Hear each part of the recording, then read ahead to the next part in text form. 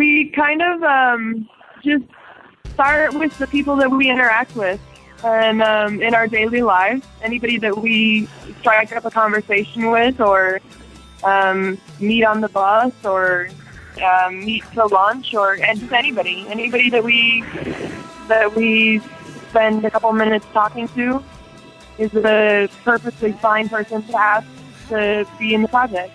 There's no discrimination at all, no favoring of one person over the other. Definitely. And there are really distinctly different answers between cultures that we found. So in America, most American people have some sort of thing to do with money.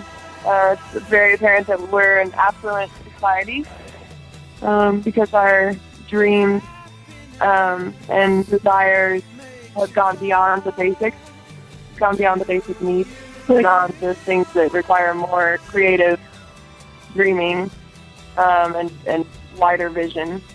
Yeah, the wider vision's a good word. Like, people, for example, want to go to Australia or something where obviously that takes money to go there, and that's, but, you know, maybe a lot of people, their realm of possibility. It's in their realm of possibility. It's a possibility. But like people in India, sometimes, depending on what section we were in, like, they couldn't, I don't think, conceptualize that dream. Like, theirs was like open a shop or like have a family or earn money or something. So you can get a sense how more basic.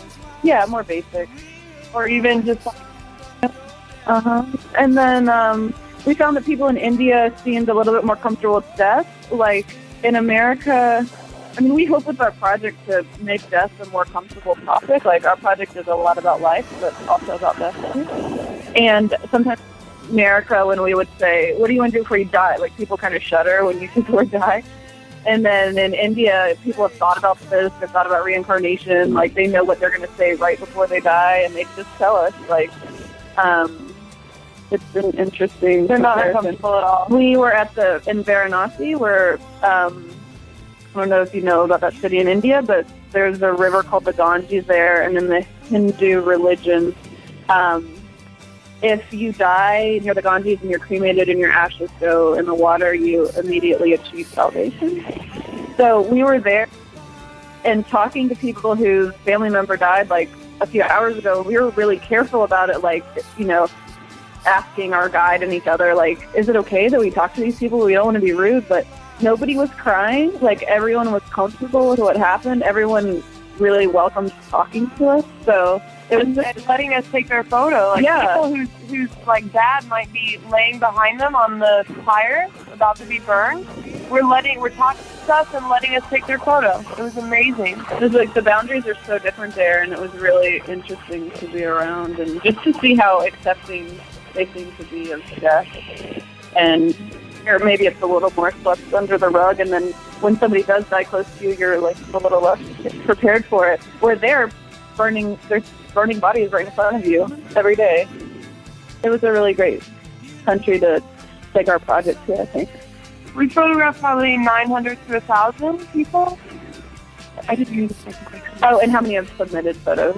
Oh, we haven't gotten a ton. Yeah, we haven't gotten a ton of submissions.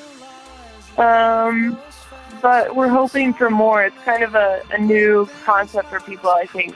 But we're hoping also to do some workshops where we get people taking their own photos and sending them in, like maybe working with some universities to do some workshops or work with some photo classes and stuff like that. So we're hoping that picks up. Yeah, we'd love to get more submissions. Anybody who wants to take photos not only of themselves, but of anybody. Of their friends. Or take photos of your friends, of people you meet on the street. Anybody can participate in this project in the exact same way that Nicole and I are doing it. And we actually have instructions in Spanish on how to take your own Polaroid. Yeah, they're on the submit button of the website.